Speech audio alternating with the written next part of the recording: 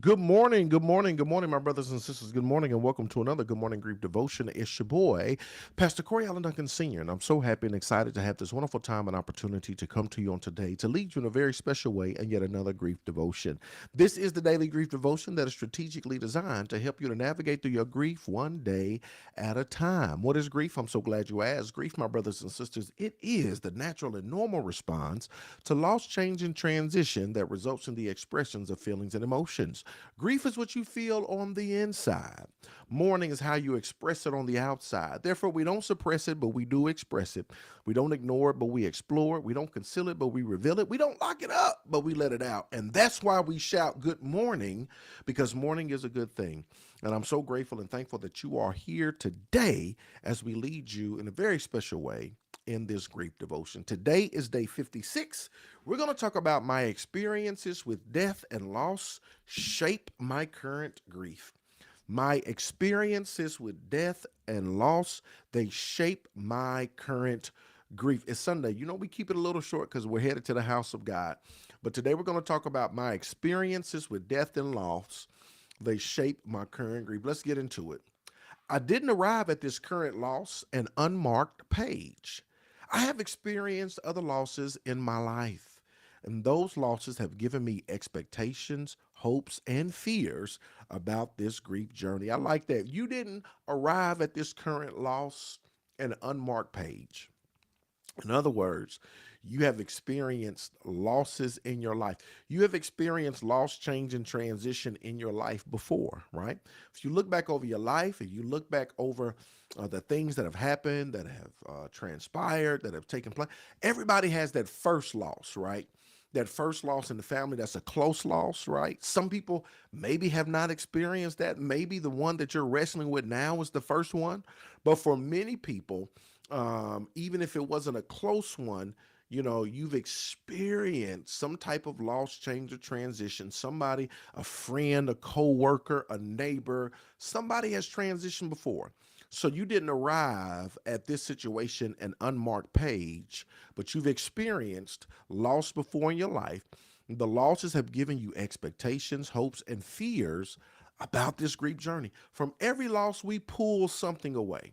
We have hopes, we have expectations, we have fears in general about our grief journey. Every loss teaches us something. Every loss teaches us something. I used to write when people, members would die, I would write their name and then, like, just like my greatest takeaway from their life, right? My greatest, and I would just keep a little, what's my greatest takeaway from their life, or from my interaction with them, right? Because every loss teaches you something. And so you arrive where you are now, with some type of hope, fear, expectation as it relates to your grief journey. I love it. Here it is.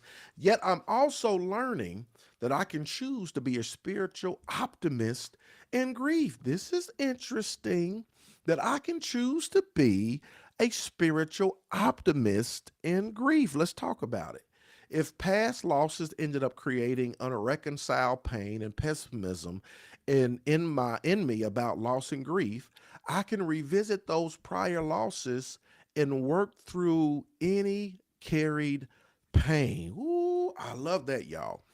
If the past losses, right? I love it. Let me if the past losses created unreconciled pain and pessimism about loss and grief, right? You can revisit those and work through any uncarried pain. This is what I love about dealing with grief. Grief, which deals with loss, change, and transition, it gives us the opportunity, right, to go back and unpack, right, things that we experienced in the past.